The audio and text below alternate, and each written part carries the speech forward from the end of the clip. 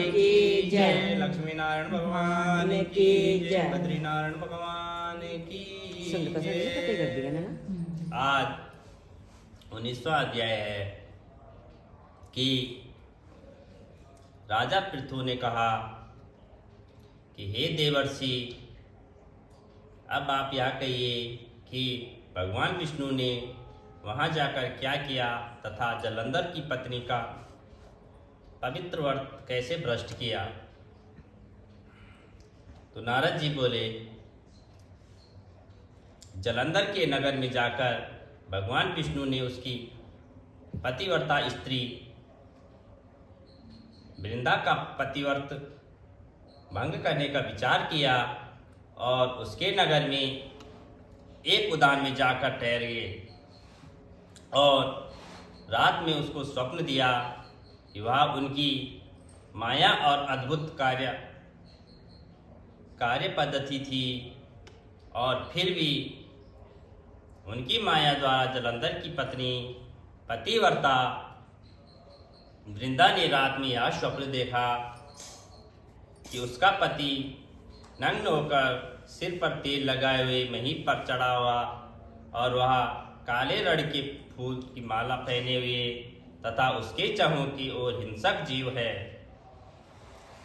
और वह सिर मुंडाए हुए अंधकार में दक्षिण दिशा की ओर जा रहा है और उसने अपने नगर को समुद्र में डूबा हुआ देखा था और इस प्रकार के बहुत से भयानक सपने देखे।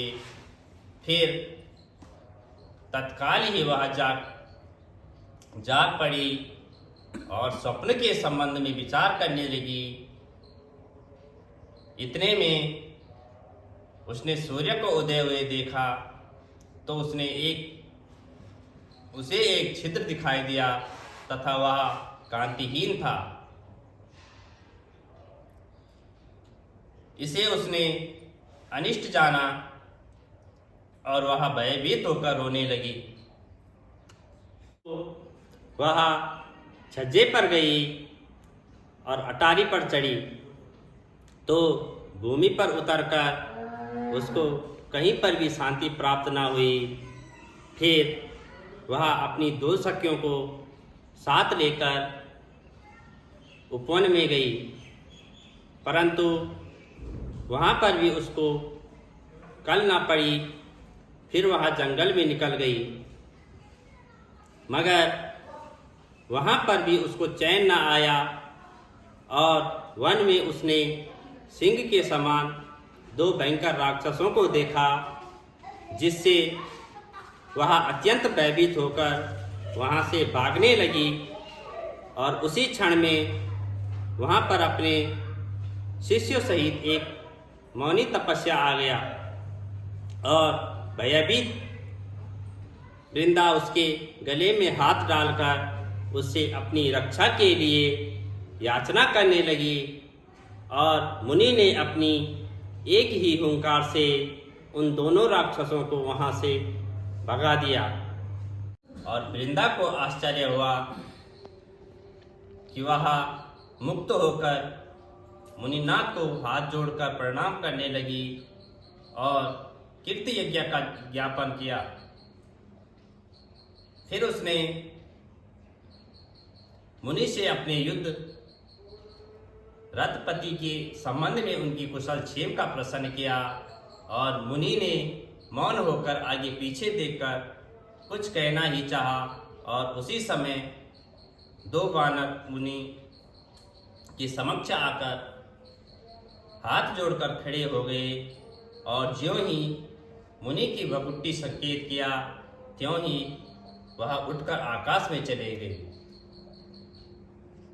फिर जलंधर का सिर धड़कर लेकर मुनि के पास आ गए।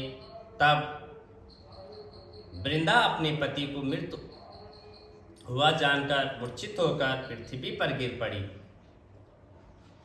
और अनेक प्रकार के वचन कहकर दारुण विलाप करने लगी और पश्चात उसने उस मुनि से कहा कि हे कृपा निधे, आप मेरे पति को जीवित कर दीजिए।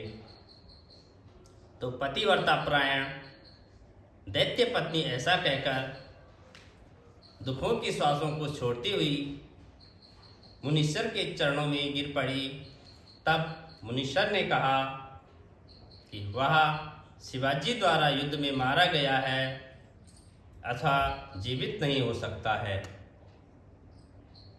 क्योंकि जिसे भगवान शंकर मार देते हैं वह कदापि जीवित नहीं हो सकता है।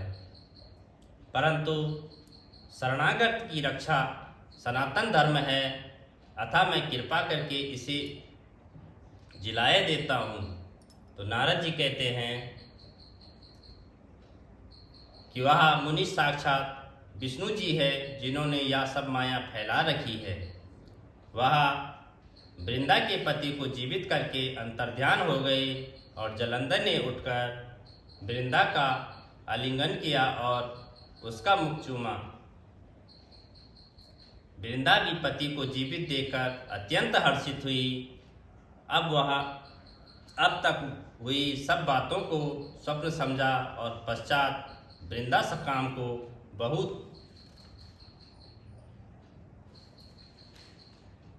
बहुत दिन तक उसी वन में अपने पति के साथ विहार करती रही। फिर एक दिन उसने सूरत एवं संभोग काल के अंत में भगवान विष्णु का पहचान लिया और अतः उन्हें ताड़ित करते हुए बोली कि हे प्राय स्त्री से गमन करने वाले विष्णु, तुम्हारे सिर को धिक्कार है। मैंने जान लिया है कि वह मायावी तपस्या ही तुम ही थे। तो हे राजन, ऐसा कहकर परम क्रुद्ध